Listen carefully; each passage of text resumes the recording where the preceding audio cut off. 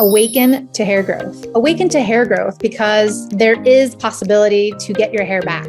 Awaken to hair growth because we're not told that we're able to conquer and overcome alopecia. Awaken to hair growth because I want to be a positive light and beacon for you because I've healed my alopecia and now I help others do the same with different types of alopecia, men, women, children of all ages, of all races and ethnicities.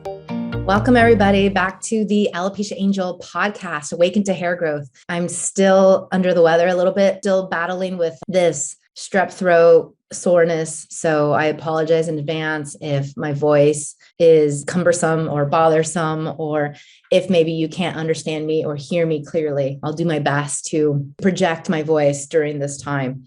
But today is all about the hair care episode. And a lot of times I get tons of questions regarding hair care and how to move forward, because clearly you're losing hair, clearly is coming out in clumps.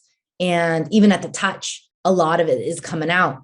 And I mean, don't even talk about the brush, because brushing alone is a traumatic event to see so much hair all in the brush, or to see so much hair clogging up the drains. And I understand this. And so I'm going to give you my tips that I've used that I believe are the best option during this healing time, during this time of you needing to be extra gentle with yourself and extra gentle with your hair. So the first part of hair care that I wanted to tackle is washing your hair. And depending on the hair quality or the sebum amount that you get, you know, if you have oily hair or dry hair, you might be used to washing your hair every other day, maybe 3 times a week, maybe every day, maybe 5 times a week. It just all depends, right? It all depends on the type of hair that we have. I will say during alopecia, my hair went dry to straw. It went so dry. I mean, my whole body went dry, the eyes, the skin. There was not enough amount of water that I could drink, or not enough amount of lotion that I could put on, or eye drops or anything else that would help this. And I will say that this is a symptom. This is an ancillary symptom of alopecia. So if you're experiencing extra dry hair, take heart. I understand. I can get you through this. Now, in terms of washing, I would say, look at what you are used to, right? If you're used to washing your hair 3 times a week or every 3 days, I would say try to elongate that. Try to make it every 5 days, every 4 days, every 6 days instead. The less you wash, it's almost the more gentle you can be in one aspect of your hair, because you're not pulling on it, and also you're not seeing the hair fall out. Now, granted, when the hair is going to fall out, it's going to fall out regardless. It's kind of like the leaves on the tree.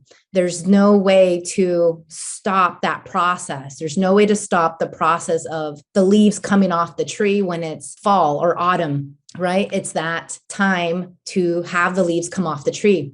In the case with alopecia, or even hair loss in general, when it's going to come out regardless of what you do. So understand that first and foremost. Now, can you help the process? Can you stop the hair loss? Absolutely. Absolutely. In my program, in the Hair and Heal program, in 2 to 4 weeks, we stop the hair loss, and then it goes bam, right into the hair growth process. For those of you who are already bald, you skip that process of stopping the hair loss and you move straight into the hair growth process. So it's very possible to do that. I give you more techniques and more valuable tools inside the Hair and Heal program. For this episode, we will go over more of a holistic view, more of an overview, overarching view of what you can do. So in terms of washing, do so in less amounts. So less is more when it comes to washing. So if you're used to washing every day, I'd say try to elongate that, maybe every 3 days, maybe every 4 days. And the same of, like, let's say if you've had dry hair, like I tend to have, because curly hair just tends to be dry in general, and it's every 3 days or every 4 days. Now I try to push it every 5 days, every 6 days, once a week, maybe. It just depends, right? It depends how often you can manage that without being a mess. And I say this because with curly hair in particular, when you let it go for so many days, you start to get lots of knots. Because we can't brush it when it's dry. So the only time you brush your curly hair is when it's wet. So there's a lot of knots that start to accumulate and start to kind of like mat together all underneath at the base of the neck. And so this is something that when I start to feel this, I know it's time to wash my hair. And for you with straight hair, or for you with maybe curly, kinky, or another type of wavy hair, then you want to manage that as you see fit. But in terms of washing, less is more.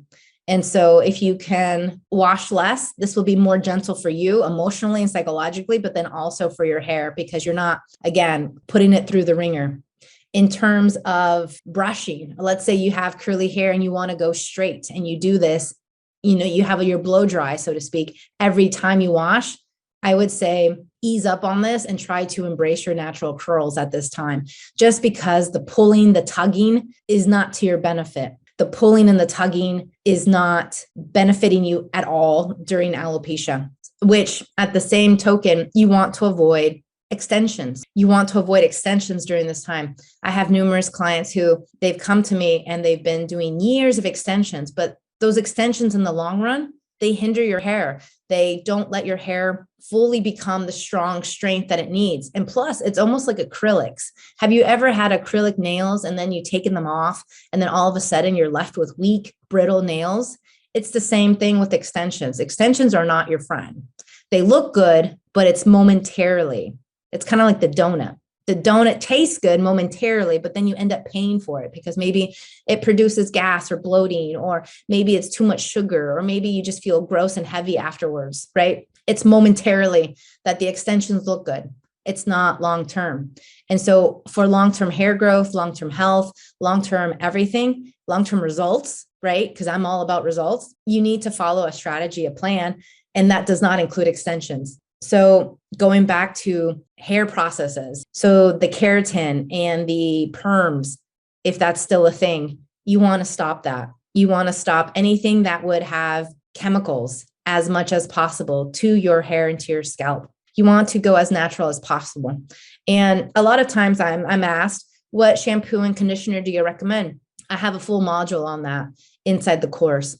In reality, though, the shampoo and the conditioner is not going to help the hair growth. It's not going to heal your alopecia.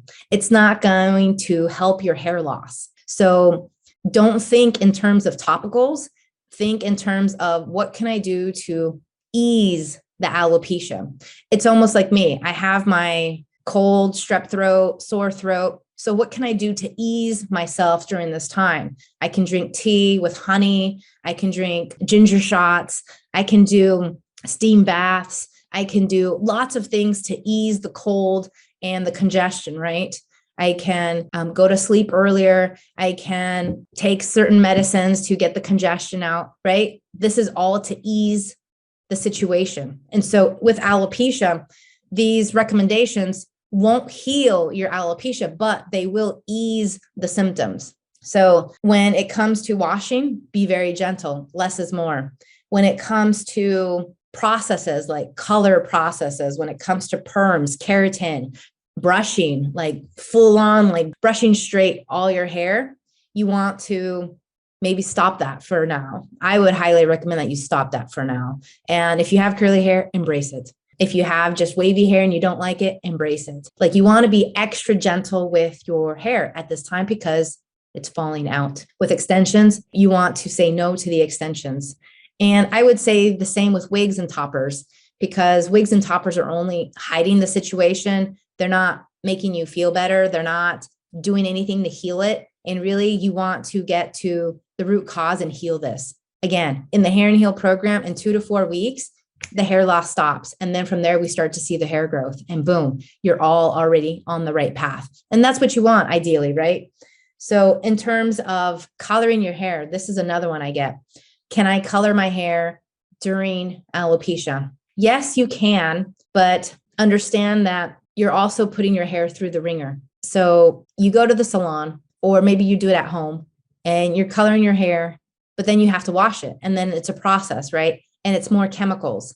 And so personally, I have my highlights and I love my highlights. Did I highlight my hair during alopecia? Yes, I did. And I did because it was the only thing that made me feel sane. And it was the only thing that made me feel normal, so to speak. And so if you need to color it, I know when you get to that point where you have gray hairs and you're like, oh, no, I need to color this because it's not going to happen. Well, then, okay, fine. Color your hair. I get it. I totally get it. Because again, I've been in your shoes, but maybe try to not color as often. So I have a friend where she needs to color it every 4 to 6 weeks. 4 to 6 weeks is a lot. So maybe you can extend it. Maybe you can wear a headband or maybe one of those, like a headband, like a workout headband to maybe hide the grays that are coming in. And so what you can do there is color and elongate. So maybe every 8 to 9 to 12 weeks, you color your hair instead of every 4 weeks or every 6 weeks. So less is more, right? Less is more is the key to being extra gentle with yourself during this time of alopecia. In terms of styling products, I still styled my hair with products to make sure the frizz wasn't going to go crazy during this time of alopecia. Now, what I will say is that what you will notice is that maybe your styling products or maybe even your shampoos and conditioners or your serums or anything else that you're using right now for your hair on a normal basis, previous to alopecia and maybe still because you're still trying to figure out alopecia, is that your products will stop to work as well. And it's not because of your product, it's because your hair has its own life, so to speak. And when I tell you that my hair went from dry to straw, it wasn't because of lack of, moisture or lack of conditioner. It was because my hair from the inside out churned this way. It churned this way. And this was another symptom of alopecia, where your hair is just so straw-like, so unruly, so unmanageable that your normal routine will no longer be viable, will no longer work for you. And so you're going to start looking for other products. You're going to start looking or doing more, let's say, conditioning treatments or this treatment or that treatment. Understand that none of that really will help. And if it does, it's momentarily, just like that donut. It's momentarily that satisfaction because you're going to go back to having unruly, unmanageable hair or hair that just falls out in clumps or maybe progresses and speeds up the process of losing more hair. So again, be extra gentle with yourself, be extra gentle with your hair. Don't pull and tug. Cornrows and braids are something that I would also encourage you not to use at this time. I have a client who's a dancer, a professional dancer, and she wears her hair in a bun. And so I would say use a loose bun. Don't go super tight ballerina style, because again, any pulling, any tugging, any extra aggressiveness will make things worse. And there are ways to make it better in less time. And the Hair and Heal program is the key to that. It's the key because I created that to enable you to suffer less. Because really, looking back, alopecia is almost like healing any other sickness. It really is. There's a strategy behind it. There's a proven process. All you have to do is just follow the steps. So in terms of hair care, less is more. Be extra gentle.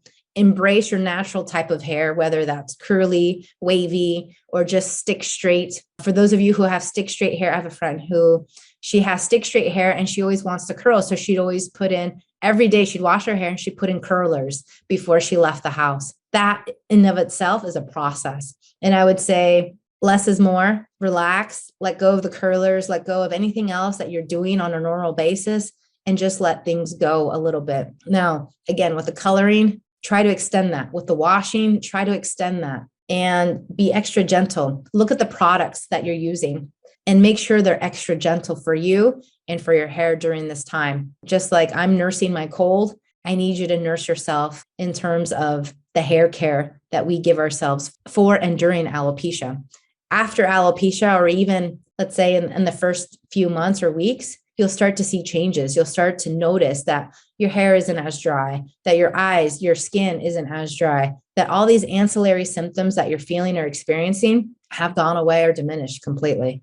And so this is the key, is healing from the inside out, because no topical, no serum, no shampoo, no conditioner is going to stop the hair loss. No topical solution will bring you back your hair. That's an inside job. So if you want to learn more, visit me with alopeciaangel.com, look at Hair and Heal, and you have our program there that's about to open within a few weeks. I look forward to hearing your comments and any questions that you may have. Take care. Thank you for listening to the Alopecia Angel podcast, a positive light in healing alopecia. You can do this and we can help. Spread the word that reversing alopecia is possible by telling your friends and family.